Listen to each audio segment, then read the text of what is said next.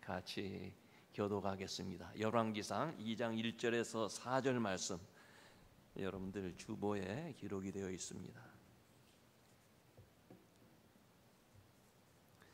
다윗이 죽을 날이 임박하매 그의 아들 솔로몬에게 명령하여 이르되 내가 이 세상 모든 사람이 가는 길로 가게 되었노니 너는 힘써 대장부가 되고 내 하나님 여호와의 명령을 지켜 그 길로 행하여 그 법률과 계명과 율례와 증거를 모세의 율법에 기록된 대로 지키라.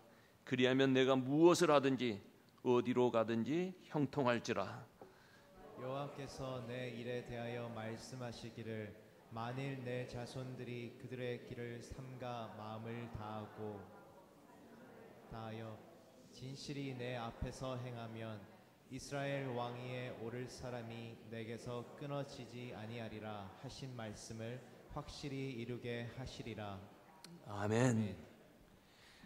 오늘 아버지 날인데 우리 교우들 가운데 70세 이상 되신 아버지들 한번 일어나 보세요. 어머니들 말고 아버지들만 한번 일어나 보세요. 70세 이상. 예, 우리 교회 어른들 감사합니다. 예, 이번에는 아버지들, 모든 아버지들, 그리고 장가간 남자들 한번 다 일어나 보세요. 예, 장가. 예. 남자들은 일어나세요. 예. 박수 하시죠. 예, 고맙습니다. 예, 축하합니다. 우리 아버지들에게 하나님의 놀라우신 축복이 임하기를 기도합니다. 우리는 가정의 가장인 아버지의 위치, 그리고 신앙의 아버지, 어떻게 자녀들을 양육할 것인가에 대한 말씀 오늘 같이 나누려고 합니다. 여러분, 아버지는 남성입니다. 요즘 그 이상한 가정들에게 어머니도 여성들도 아버지라고 부르는 가정이 가끔 있지만 아마 우리 교회는 그런 분은 안 계실 거예요. 아버지는 남성입니다. 특히 우리 한국 아버지들 항상 강해야 하고 능력이 있어야 하고 가정을 책임져야 된다는 그러한 문화 속에서 성장했습니다. 그래서 몸이 아파도 아프다는 말을 하지 못합니다. 괴로운 일이 있어도 괴롭다고 말하지 못해요. 약한 모습을 보이지 않으려고 애를 씁니다. 아버지는 가정에 풍파가 닥쳐올 때 바람막이로 서 있어야 합니다. 그래서 너무도 많은 스트레스 속에 살고 있어요. 힘들고 마음에 깊은 상처를 입을 때 울고 싶어도 사내 대장부가 울면 안 된다. 그렇게 어렸을 때부터 배워왔기 때문에 울지도 못하고 스트레스 속에 삽니다.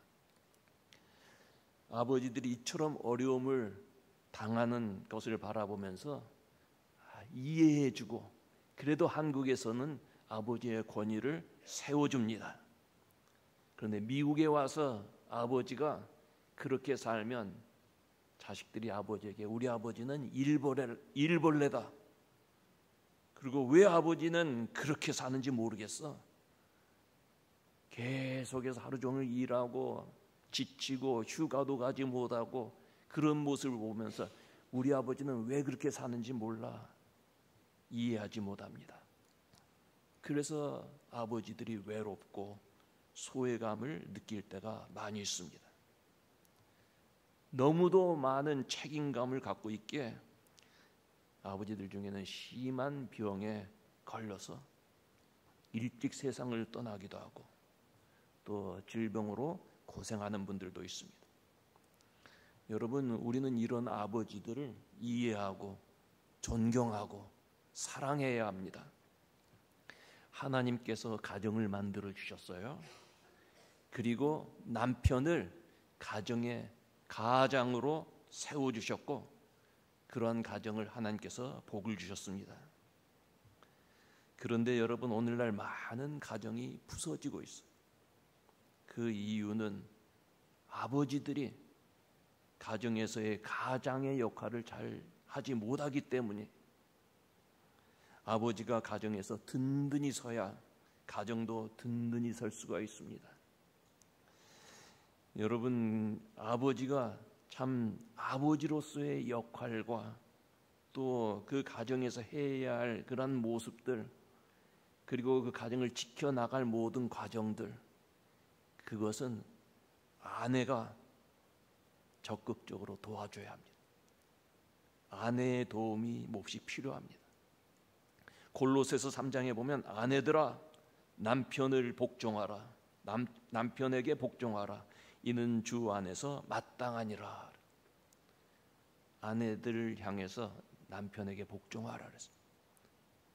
여러분, 이 말씀은 남편이 아내보다 더 우월하기 때문에, 더 능력이 많기 때문에, 더 훌륭하기 때문에, 더 귀한 존재이기 때문에 복종하라는 말씀은 절대 아니에요.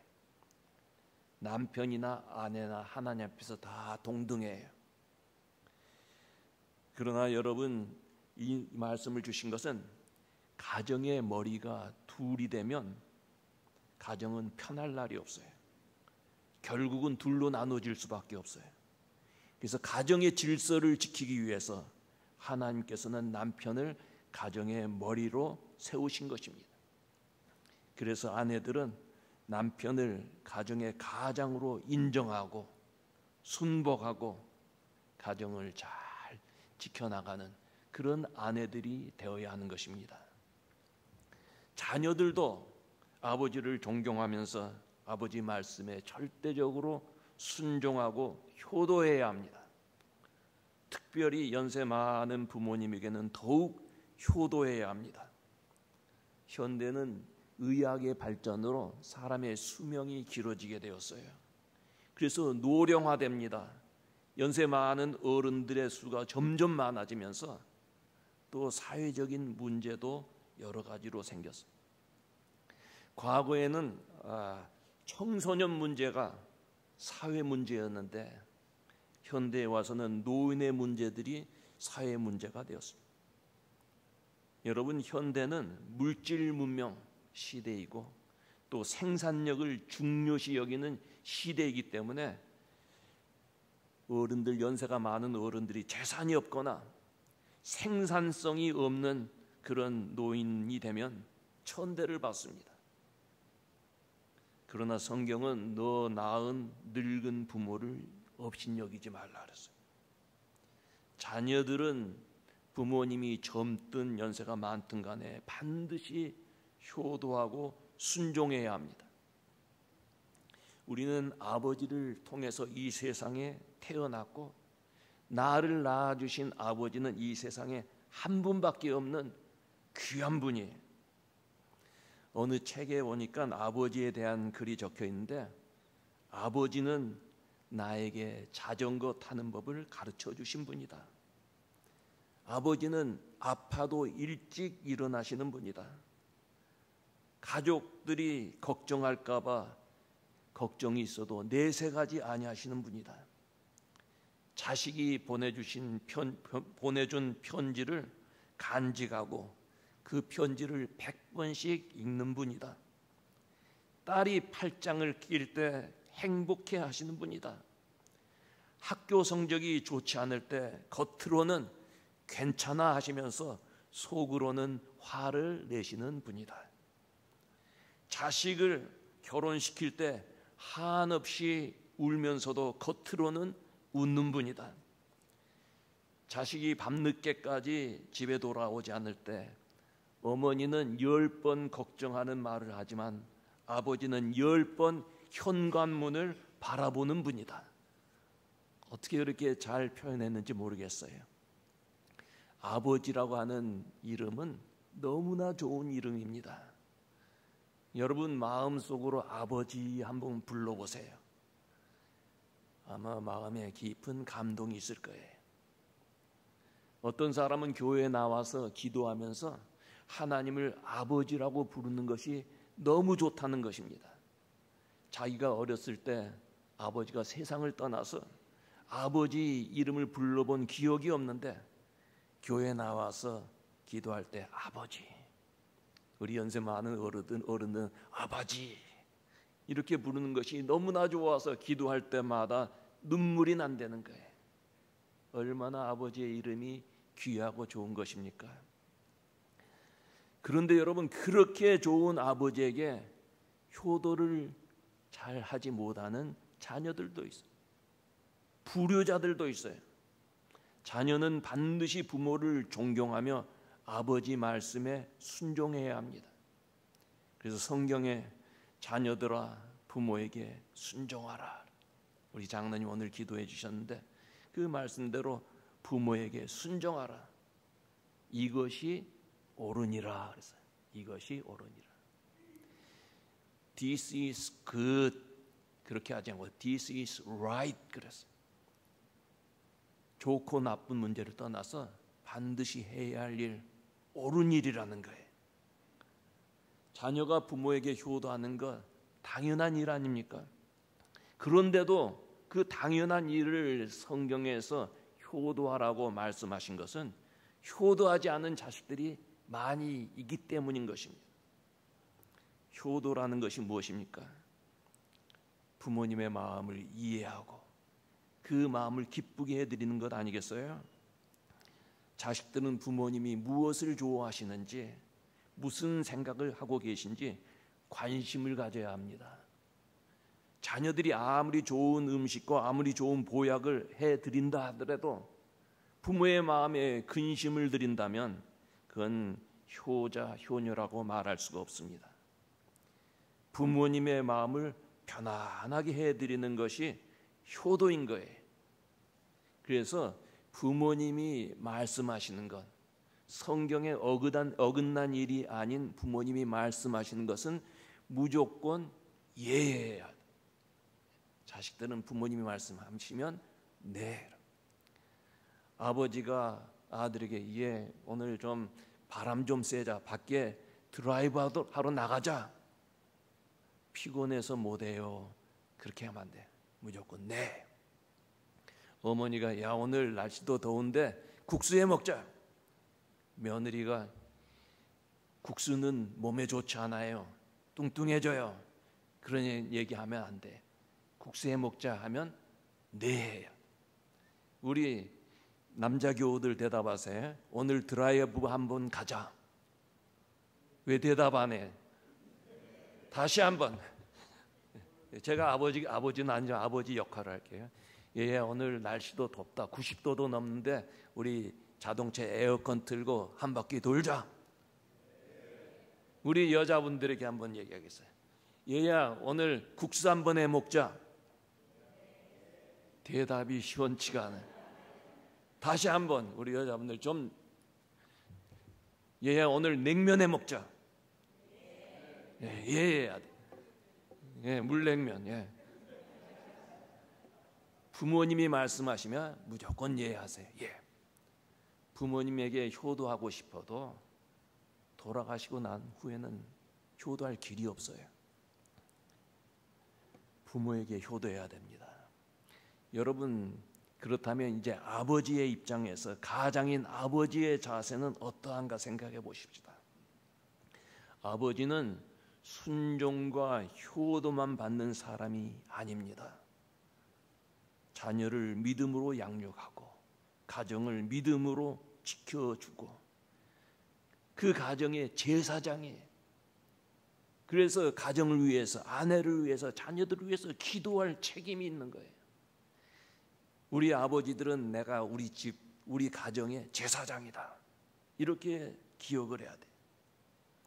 아버지들은 자녀들을 가르치고 필요한 것을 공급해 주어야 합니다. 특별히 자식들 위해서 기도해야 돼요. 기도 많이 하는 아버지가 돼야 돼. 자녀들이 아플 때는 그 머리에 제사장으로서 손을 얹고 자식 위해서 기도해 줘야 돼. 학교를 졸업하고 떠날 때도, 대학교에 갈 때도 그 앞날에 주님이 동행해 주시고 세상 물결, 악한 그런 문화에 물들지 아니하고 참 가서 기독교인으로서 믿음으로서 기도하면서 많은 그 학문도 배우고 좋은 사람들, 학생들, 친구들도 생기고 그런 것을 기도해 주어야 돼요. 하나님의 말씀으로 양육하고 신앙생활 잘할 수 있도록 믿음의 길로 인도해 주는 것이 우리 아버지의 해야 할 일이에요. 여러분, 자녀들 앞에서 교회나 교인들을 부정적으로 이야기하면 아니 됩니다. 교회에 왔다가 예배드리고 가면서 자동차 안에서 자녀들 뒤에 앉아 있는데 교회를 부정적으로 얘기하는 것은, 교인들에 대해서 험담하는 것은 독을 먹이는 거예요. 독을 먹여. 부부끼리는 얘기할 수 있겠죠. 부부 있을 텐데 자녀들이 있을 때는 절대 그렇게 하면 안 돼. 참, 교회가 와서 은혜 받은 얘기, 감사한 얘기, 또 어느 교인이 참 그런 믿음 생활 잘한다는 칭찬하는 얘기, 그런 것들 해야 되는 거예요. 또한 자녀들이 실수하고 부모 마음을 아프게 할지라도 용서하고 자식을 가슴에 품을 수 있어야 합니다. 우리 부모들, 우리 아버지, 어머니들은 자녀들에게 거는 기대가 있습니다. 그런데 여러분, 아버지들이 꼭 알아야 할 것은 세상에 완전한 아버지가 없듯이 완전한 자식이 없다는 것입니다. 어떤 아버지는 자식이 항상 1등하기를 원합니다. 자기 딸은 이 세상에서 제일 잘나고 미인이라고 생각해서 무조건 돈 많고 멋있는 남자와 결혼시키려고 합니다. 그러나 여러분, 아버지의 기대만큼 완벽한 자식들이 없어요. 완벽하기를 바라지만 이 세상에는 완벽한 사람이 없습니다. 그래서 자녀들이 때로는 실수할 때도 있고 문제를 일으킬 때도 있고 시험 점수가 낮을 수도 있습니다. 아버지는 자녀들 있는 모습 그대로 받아들여야 돼. 공부를 잘하든 못하든 그대로 내 자식이라고 받아들여야 돼. 여러분, 1등만 하는 아이들 참 얼마나 좋아요. 좋은 아이들도 많이 있지만 1등만 하는 아이들은 보면 예민해요. 1등 자리 빼앗길까 봐 신경 쓰고, 그러니까 더 예민해지고 더 신경질적이고 항상 자기 주장을 너무 앞세우고 그러기가 쉬워요. 그러나 한 중간이나 꼴찌 정도 되는 애들을 보면 잠도 잘 자고 밥도 잘 먹어요. 그러면 감사한 거죠. 운동을 잘하든 못하든 말이 느리든 따발총이든 있는 모습 그대로 우리 자녀들을 받아들여야 돼요. 그리고 여러분, 자녀들과 함께 인생을 즐거워하면서 자식을 주신 하나님께 감사해야 합니다. 여러분, 자식들은 절대 짐이 아니에요. 자식을 왼수라고 하는 사람이 있는데 절대 그렇지 않아요. 자식은 짐이 아니라 기쁨과 소망이고 함께 즐거워해야 할 하나님의 선물입니다. 우리 아버지들은 자식들을 바라보면서 있는 그대로, 지금은 조금 어렵다 할지라도 하나님께서 앞으로 선한 길로 인도해 주실 것을 믿고 감사하고 자녀들을 더 사랑하고 하나님의 귀한 축복이라고 믿어야 합니다. 아버지들은 자녀들을 바라보면서 하나님 앞에 감사하고 그들에게 아름다운 신앙의 유산을 남겨야 합니다. 여러분, 자식들에게 무엇인가를 남겨줘야 되지 않겠어요? 무엇을 남겨주겠어요?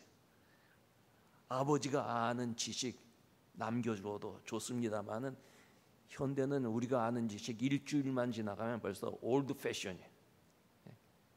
우리 지식 아무것도 아니에요. 한국 문화 가르쳐 준다면 그 자식들이 미국에서 그 문화를 그대로 지켜나갈 수 있을까요? 변치 않는 신앙의 유산, 신앙의 유산을 남기는 아버지들이 돼야 돼.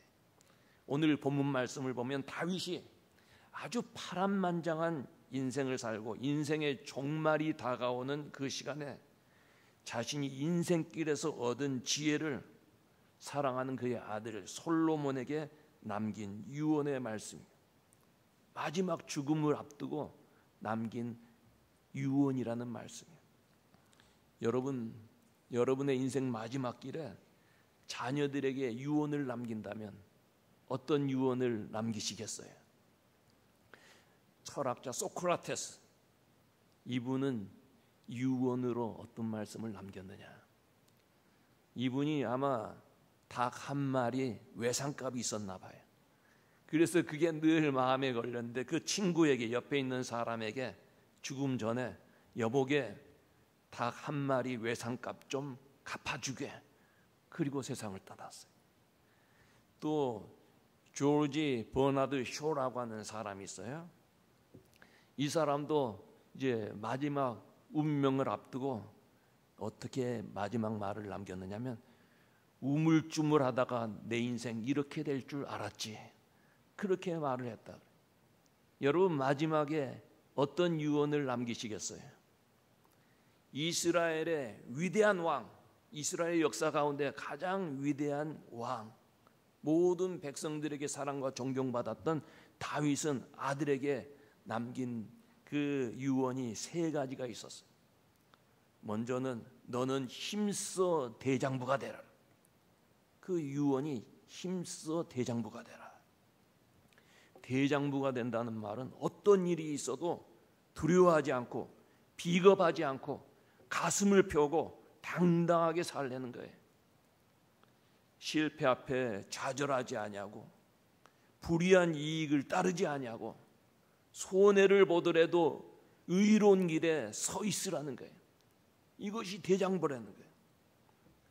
여러분, 다윗은 말만 그렇게 한 게 아니라 그렇게 살았어요. 과거에 양치는 소년이었어요. 천한 직업의 사람이었어요. 그러나 한 번도 비굴하게 산 적이 없습니다. 모두가 무서워서 벌벌 떠는 골리앗 앞에서도 당당했어요. 자신을 죽이려는 장인어른 사울 왕을 죽일 수 있는 기회가 왔어도 하나님께서 기름 부어 세우신 왕, 나는 죽일 수 없다, 죽이지 않았어요. 자신을 미워하던 사람도 사랑으로 덮어주고 용서해 주었어요. 그의 생애를 보면 정말 힘들고 어려운 때가 많이 있었어요. 그의 아들 압살롬이 반역을 했어요. 자식이 아버지를 반역했어요. 심정이 어떠겠어요? 너무나 급해서 뒷문으로 신발도 신지 못하고 도망을 갔어요. 도망의 길에 섰어요. 그때 아버지의 심정이 어떨까요? 그러나 마지막으로 이 압살롬, 마지막에 그의 다윗 왕의 장군이었던 요압에 의해서 죽임을 당합니다. 비참하게 죽었어요. 그때 아버지가 내 아들 압살롬아 통곡을 했어요. 자식이 자신을 반역을 하고 죽이려 하였으나 이해하고 용서하고 도리어 통곡하는 아버지였어요. 대장부는 작은 일, 작은 감정 때문에 남을 원망하거나 미워하거나 불평불만하지 않습니다. 대장부는 쉽게 화를 내지 않고 책임을 전가하지 않습니다. 포용력을 갖고 용서하고 사랑하는 사람입니다. 그러나 여러분, 졸장부는 어떤 사람입니까? 겁이 많고 조그만 일에도 벌벌 떨고 옹졸하고 작은 일에도 불평하고 자기 잘못은 인정하지 아니하고 모든 것을 남의 탓으로 돌리는 사람, 용서할 줄 모르는 사람, 이거 졸장부예요. 여러분, 우리 교회 교우들은 모두 대장부가 되시기를 바랍니다. 우리 여성분들, 이게 대장부 하면 남자들 아니냐니까 여자 대장부도 있더라고요. 믿음 안에서 신앙의 대장부가 되어서 우리 모든 교우들 세상을 이기는 성도들이 되시기를 바랍니다. 다윗은 사랑하는 아들 솔로몬에게 죽기 전에 하고 싶은 얘기가 많았을 거예요. 아들이 자기를 이어서 왕이 되어서 나라를 통치할 때 경제, 국방, 외교, 문화 그런 것에 대해서 알려줄 말도 많이 있었을 거예요. 그러나 그것에 앞서서 더 중요한 것, 신앙의 대장부가 되라. 하나님을 경외하고 하나님을 믿는 대장부가 되라고 이야기를 한 거예요. 사람이 살아가는 길에 힘들고 어려운 고난이 많이 닥칠 수가 있어요. 나라의 왕으로서 나라를 다스릴 때 위기가 올 수가 있어요. 이러할 때 신앙의 대장부가 돼요. 우리 인생길에도 또 우리 자녀들의 삶에도 원치 않냐는 광풍이 불어닥칠 때가 있어요. 그러나 그때의 그 광풍을 이겨낼 힘은 신앙의 힘인 줄로 믿습니다. 그래서 우리 부모님들이 신앙의 힘을 불어넣어줘야 되는 거예요. 국가가 어려운 일을 당할 때 군대의 힘이나 지식이나 경험의 힘이 아니라 전능하신 하나님을 의지하는 거예요. 다윗은 하나님께서 나의 피난처시요 나의 힘과 방패시라 이렇게 고백하지 않았어요. 그리고 그것을 경험했어요. 그 경험한 것을 자식에게 솔로몬에게 유언으로 남긴 거예요. 아는 것이 힘이라는 말이 있습니다. 아버지들은 자식들에게 많은 것 가르쳐 줘야 됩니다. 과학도 가르치고 역사, 문학, 취미생활도 가르쳐 줘야 됩니다. 그러나 가장 먼저 가르쳐 줄 것은 하나님을 두려워하는 마음, 그리고 하나님을 섬기는 마음, 하나님을 의지하는 마음, 기도하는 마음 가르쳐 줘야 돼요. 그래야 자녀들이 아버지의 그 믿음을 본받아서 신앙의 대장부가 되고, 그리고 세상을 두려워하지 아니하고 세상을 이기는 자녀들이 되는 거예요. 여러분, 우리 아버지들 먼저 내가 신앙의 대장부가 돼야 돼요. 그리고 경험한 것들을 자녀들에게 보여주고 자녀들에게 신앙의 대장부가 되라고 일러줄 수 있어야 하는 것입니다. 다윗은 솔로몬에게 하나님의 말씀을 지키며 살라고 유언을 남겼어요. 3절에 보니까 내 하나님 여호와의 명을 지켜 그 길로 행하여 그 법률과 계명과 율례와 증거를 모세의 율법에 기록된 대로 지키라. 그리하면 내가 물은 무엇을 하든지 어디로 가든지 형통할지라. 여러분, 이것도 다윗이 경험한 말이었습니다. 어린 소년 시절부터 하나님 말씀에 다윗은 절대적으로 순종했습니다. 하나님의 말씀을 믿고 하나님을 의지하면서 물맷돌을 던지지 않아요. 골리앗 장군이 굉장히 키가 커요. 우리 윤장님도 아주 크신데 윤장님보다 더 커요. 그리고 뭐 체격도 뭐 이러고, 그리고 전쟁에 백전백승한 사람. 이스라엘 사람들이 두려워서 벌벌 떨었어요. 근데 어린 소년 다윗이 그 앞에 서서 너는 칼과 창을 의지해서 나왔지만 나는 만군의 여호와의 이름으로 나왔다. 그래서 돌멩이를 이렇게 빙빙 돌리다 아마 믿습니다 그러면서 던졌을 거예요. 믿습니다. 돌이 날아가서 그의 이마를 맞히지 않습니까? 하나님의 말씀이 최고의 재산이었고 최고의 무기였어요. 그 결과 그는 승리했습니다. 그리고 이스라엘의 왕이 되는 영광을 누릴 수가 있어요. 여러분, 하나님 말씀 붙들고 살아야 합니다. 하나님의 말씀은 우리의 길을 인도하는 안내판과 같아요. 여러분, 세상에는 안내판이 참 많습니다. 그러나 여러분, 세상의 안내판은 우리에게 혼동을 줄 때도 많이 있어요. 어떤 사람이 인생이 너무 괴로워서 마지막으로 아름다운 장소에서 자살을 하려고 경치 좋은 아주 깊은 강이 흐르는 언덕으로 올라갔습니다. 그런데 그 장소가 너무나 아름답고 또 자살하기 좋은 장소라서 많은 사람들이 거기에서 자살을 했다 그래요. 그래서 시청에서 거기에다 안내판을 하나 세웠어요. 다시 한번 생각해 보세요. 안내판 내용이 그 말이에요. 자살을 결심하고 그곳에 간 사람이 안내판을 보고 다시 한번 생각을 해서 마음을 돌이켰다면 그 안내판은 사람을 살린 안내판이었을 거예요. 그러나 여러분, 자살하러 그곳에 갔다가 밑에 막 급류가 흐르고 강물이 아주 빠르고 언덕에서 이건 높이도 아주 높고 그래서 무서워서 죽지 말고 살아야겠다 결심하고 뒤를 돌아서 나오는데 팻말에 다시 한번 생각해 보세요. 이왕 죽기로 결심한 거 죽자고 뛰어내렸다면 그 안내판은 사람을 죽이는 안내판이 되었을 거예요. 세상의 안내판은 우리에게 혼동을 줄 때가 많이 있어요. 그러나 하나님의 말씀은 축복의 말씀이요 변치 아니하는 진리의 말씀인 줄로 믿습니다. 그래서 아버지들은 자녀들이 형통한 삶을 살기 위해서 하나님 말씀 붙들고 살아라.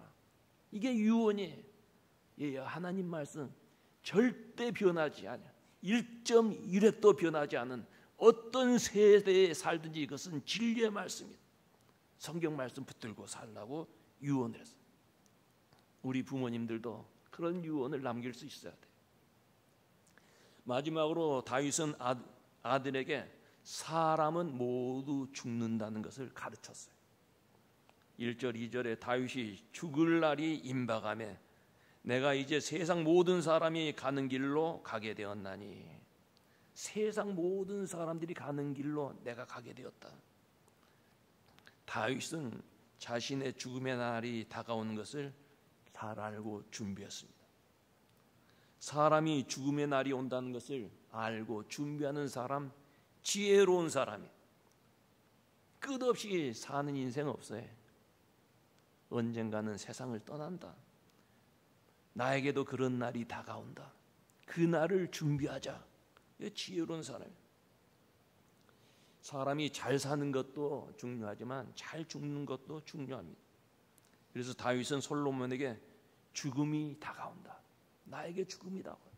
모든 사람들이 가는 길이 그렇게 알려주었어요. 아버지들은 아내를 사랑하고 자식들을 사랑하고 후손에게 유산을 남겨야 합니다. 비록 물질을 남기지 못해도 명예나 그 외의 것을 유산으로 남기지 못해도 믿음의 유산을 남길 수 있어야 합니다.